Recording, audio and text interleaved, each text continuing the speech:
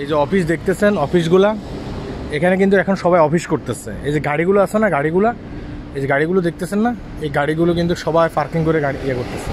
সবচেয়ে মজার বিষয় হচ্ছে এই যে দেখেন মোটরসাইকেল রাস্তার পাশে কিন্তু সারি সারিভাবে এই মোটরসাইকেলগুলো সাজানো আছে। হ্যাঁ, কারণ সবাই অফিস করতেছে, রাস্তার পাশে সারি সারিভাবে সাজানো আছে। এই মোটরসাইকেলগুলো কিন্তু এখান থেকে চুরি হবে না। হ্যাঁ, কারণ যে মালিক পক্ষ আছে, যিনি মোটরসাইকেলের মালিক, তিনি অফিস করতেছেন, তিনি জানেন যে আমার মোটরসাইকেল এখান থেকে চুরি করবে না। এই যে দেখেন এখানে হ্যাঁ অনেক গাড়ি, হ্যাঁ এগুলো কিন্তু রাস্তার পাশে সাজানো আছে, তিনি জানেন চুরি করবেন না। আর কেউ যদি ভুলবশত হইলো চুরি করে ফেলেন একবার, চোর জানে যে সে আর ঘুমাইতে পারবে না, তাকে দেখা গেছে কি 24 ঘন্টার ভিতরে গ্রেপ্তার করা হবে। চোর কিন্তু এই বিষয়টা জানেন। হ্যাঁ, এই কারণে চুরি হবে না, নিরাপদ একটা দেশ।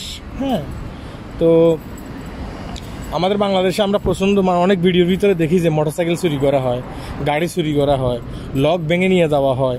সেদিন একজন ট্যুরিস্ট হ্যাঁ মালয়েশিয়াতে আসছে আমাদের বাংলাদেশি, তিনি আমাকে বলতেছেন যে ভাই ব্যাগ নিয়ে রাস্তায় হাঁটা যায় না, ব্যাগ আপনার কাছ থেকে টান মেরে নিয়ে চলে যায়। বুঝছেন না আমরা কোথায় আছি, কী অবস্থায় আছি, চিন্তা করছেন বিষয়টা। এগুলো সব মোটরসাইকেল আপনারা দেখতেছেন, আর এইগুলো সব গাড়ি।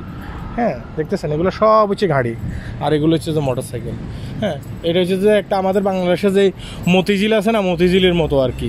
এখানে কিন্তু সবাই অফিস করতেছে, এইসব গাড়ি ঘোড়া রেখে অফিস করতেছে। হ্যাঁ, তো নিরাপদ আছে, নিরাপদ না থাকলে কিন্তু সেই অফিস করতে পারতো না।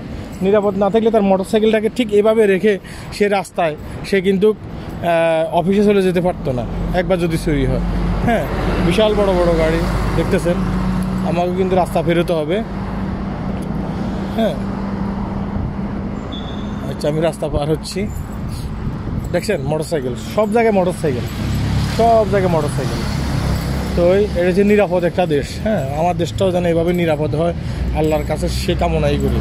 এই যে বড় গাড়িগুলো দেখে একটা কথা মনে পড়ছে, এই যে লং ডিস্টেন্সে যে গাড়িগুলো আছে না, একটা জিনিস মনে রাখবেন যে আপনি যখন মালয়েশিয়ার এক ডিস্ট্রিক্ট থেকে অন্য আরেকটা ডিস্ট্রিক্টে যাবেন, এই যে লং ডিস্টেন্সের গাড়িগুলো দেখতেছেন, আপনি যখন এক ডিস্ট্রিক্ট থেকে অন্য আরেকটা ডিস্ট্রিক্টে যাবেন, অবশ্যই গাড়িগুলোর ভিতরে এখন সিট বেল্ট আছে। হ্যাঁ, আপনাকে সিট বেল্ট পরতে হবে। সিট বেল্ট যদি না পরেন আপনি 300 রিঙ্গিত জরিমানা করবে, মালয়েশিয়ান গভর্নমেন্ট 300 রিঙ্গিত আপনি জরিমানা করবে যদি আপনি সিট বেল্ট না পরেন। হ্যাঁ, তো এই সব গাড়িতে কিন্তু এখন সিট বেল্ট আছে, আপনাকে কিন্তু সিট বেল্ট ব্যবহার করতে হবে। আপনাকে কিন্তু এক জায়গা থেকে এক জায়গা থেকে অন্য জায়গায় গেলে সিট বেল্ট ব্যবহার করে যেতে হবে। আপনি যখন গাড়িতে উঠবেন না, আপনাকে ওই যে মালয়েশিয়ান যেই ড্রাইভার আছে না, যে গাড়ির ড্রাইভার, লং ডিস্টেন্সের যে গাড়ির ড্রাইভার আছে না, সে ড্রাইভার আপনাকে বলবে যে আপনি সিট বেল্ট বাঁধেন। আপনি যদি সিট বেল্ট না বাঁধেন, সেই গাড়িতে কিন্তু সিসিটিভি থাকবে, সে বলছে না বলছে এই ধরনের কিন্তু একটা প্রমাণও সেখানে থাকবে।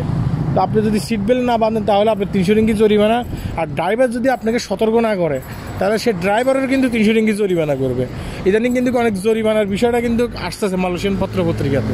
তা আপনি যখন এক জায়গা থেকে অন্য আরেক জায়গায় যাবেন না মালয়েশিয়াতে, হ্যাঁ এক ডিস্ট্রিক্ট থেকে, বেশিরভাগই যে ডিস্ট্রিক্ট ইয়ার গাড়িগুলো আছে সেই ডিস্ট্রিক্টের গাড়িগুলোতে এগুলো হয়, যে ডিস্ট্রিক্ট গাড়িগুলো আছে, অবশ্যই আপনাকে সিট বেল্ট ব্যবহার করতে হবে।